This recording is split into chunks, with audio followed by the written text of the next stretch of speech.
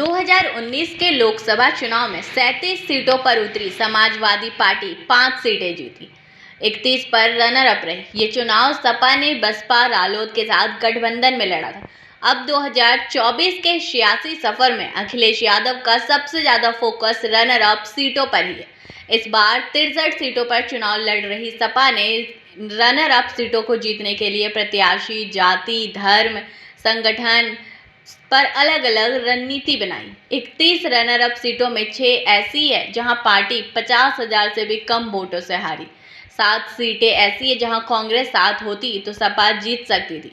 2024 में बसपा और रालोद से गठबंधन तो टूट गया है, लेकिन साइकिल को कांग्रेस के हाथ का साथ मिल गया है। उत्तर प्रदेश में आजमगढ़, मैनपुरी, मुरादाबाद, संभल और रामपुर में सपा ने जीत हासिल की थी। इसके अलावा दूसरे नंबर पर रही 31 सीटों में 11 सीटें पूर्वांचल, 8 सीटें पश्चिम Uttar Pradesh, 10 seat central UP और 2 सीट बुंदेलखंड की।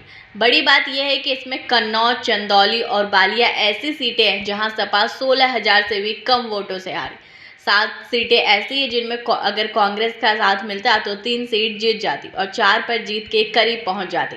यानी बिखरा हुआ वोट एक हो जाता तो ये 7 सीटें जीत सकती थी। इन सीटों में कन्नौज, चंदौली, बालिया, बंदावो, फिरोजाबाद, कौसाम्बी, बाराबंकी, बांदा, कैराना, फैजाबाद और रबर्ट्सगंज शामिल है।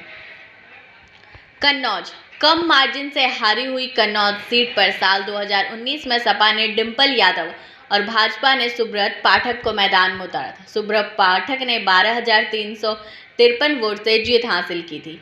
उन्हें 5,63,000 वोट मिले थे। डिंपल को 5,50,000 वोट मिले थे। एक बार मुलायम सिंह यादव, 3 बार अखिलेश यादव और 2 बार खुद सांसद रहने के बावजूद डिंपल यादव यहां सीट नहीं बचा पाई थी। इस बार डिंपल मैनपुरी से मैदान में। सपा ने अभी कन्नौज से किसी को प्रत्याशी नहीं बनाया। बदायूं की बात करें तो सपा का गढ़ माने जाने वाली इस सीट पर साल 2014 में मोदी लहर में भी सपा के धर्मेंद्र यादव ने जीत दर्ज की थी। 2019 में वह प्रत्याशी तो बने, 4,52,000 वोट भी पा सके।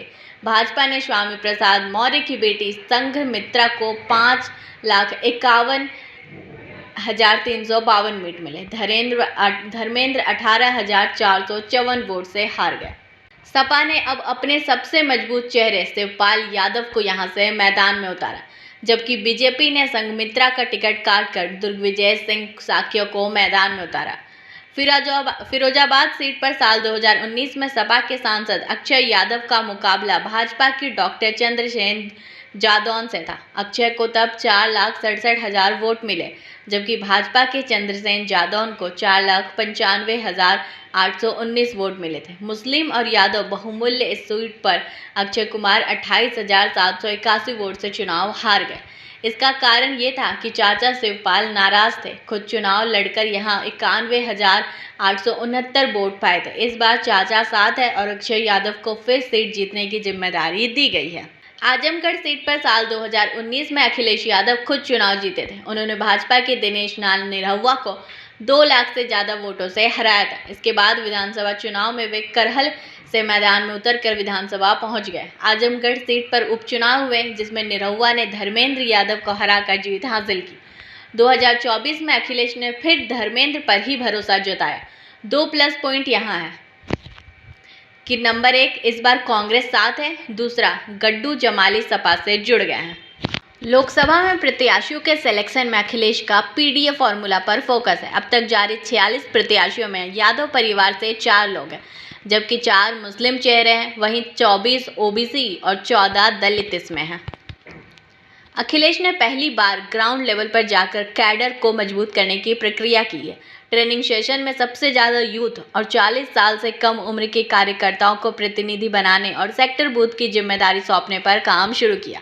हर बूथ पर 10 नए कैडर मेंबर बनाए गए। कन्नौज, फिरोजाबाद, बदायूं, मैनपुरी, आजमगढ़ में तो परिवार के लोग ही शिविर में मोर्चा संभाले हुए। छोटी छोटी सभाएं कर लोगों को सपा से जोड़ने का काम किया जा रहा है।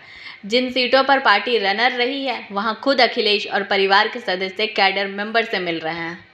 सपा के पास सबसे मजबूत फैक्टर MY यानी मुस्लिम यादव है। 2019 में कांग्रेस के साथ गठबंधन न होने का कारण मुस्लिम वोट बैंक में कुछ बिखराव दिखाई पड़ा था। इस कारण सपा को 7 सीटों पर नुकसान हुआ। 2024 में सपा कांग्रेस का गठबंधन हो गया।